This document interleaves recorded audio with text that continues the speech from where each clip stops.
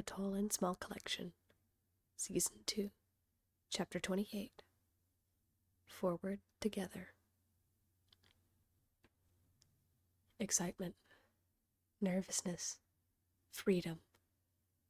The silence finally shattered, tension released like lightning in a bottle. The path forward was uncharted territory, but the unknown could now be faced with the pair of them.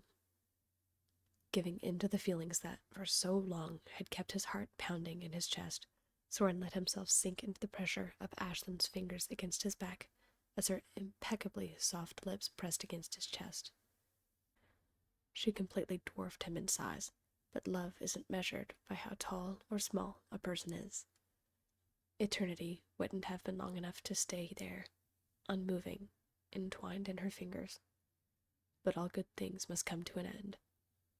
They separated, but only just barely enough for Ashlyn to dip her head forward toward him.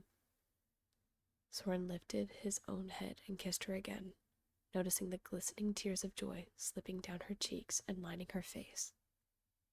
A smile tugged at his lips as they pulled away simultaneously, both speechless from the moment. Instead, they gazed into one another's eyes, unable to stop themselves from smiling.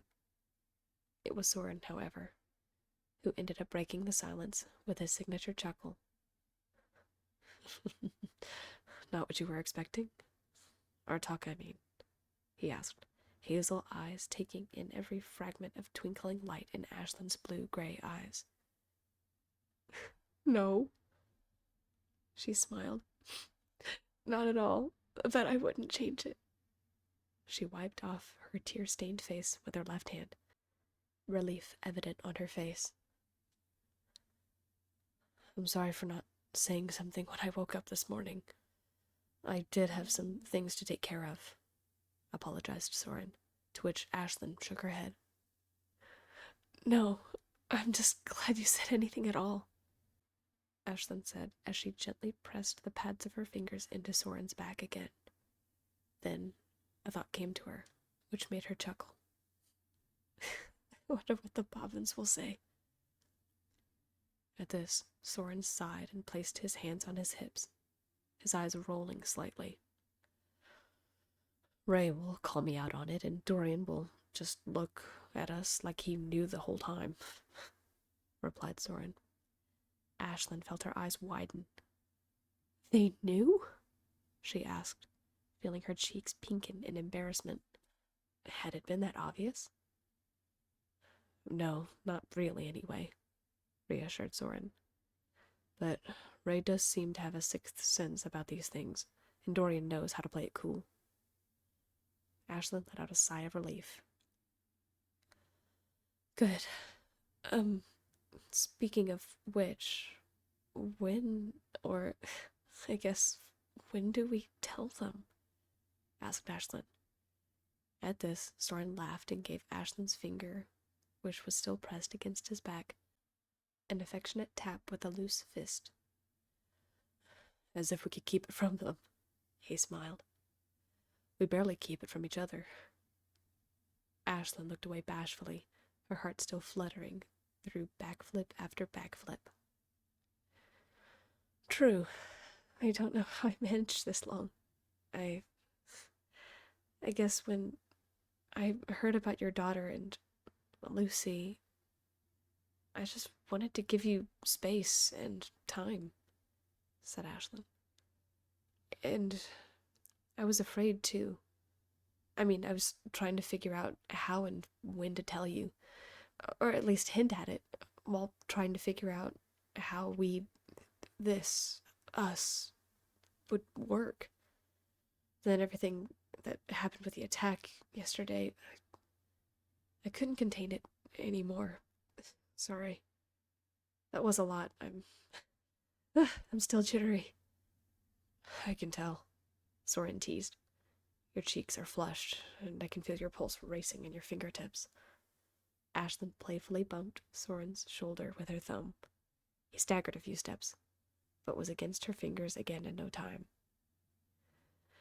And only you would know that second one, so I'm feeling pretty good, she teased back.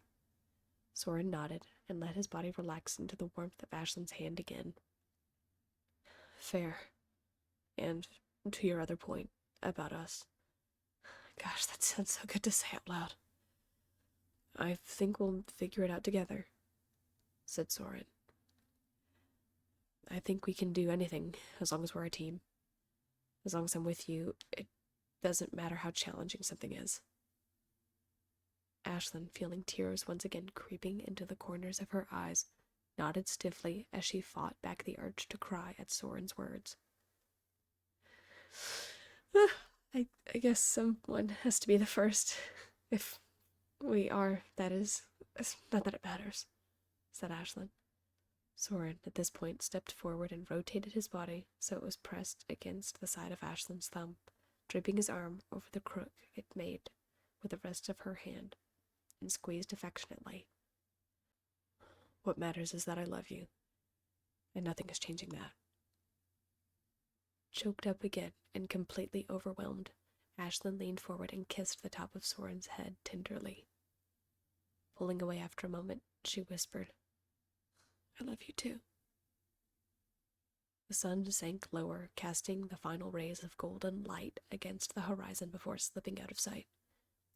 While the sun set on this very long and emotionally exhausting day, a whole new life was just dawning. When they composed themselves, Soren once again slipped into Ashlyn's pocket, and they made their way back down the elevator to Ashlyn's room. Sure enough, the moment the pair entered the apartment, settling on the couch with the others and smiling at each other, Ray and Dorian exchanged knowing looks. Then, just as Soren predicted, Ray was the first to speak up. I knew it! I told you, Soren! Didn't I call it? I called it, right, Dorian? Ray cheered. I'm so happy for you two. It's about time, too.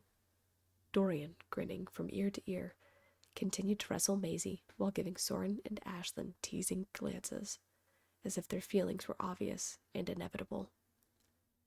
The family spent the rest of the evening making dinner and watching movies, all the while snuggling on the couch and having finger-wrestling matches when they switched from one movie to the next. The Bobbins and Maisie, finally sitting down late in the evening, stayed cupped in Ashlyn's hands while Soren took a seat in the crook of Ashlyn's neck. For the first time in days, there was some semblance of peace among the family, and all of them were determined to keep it that way.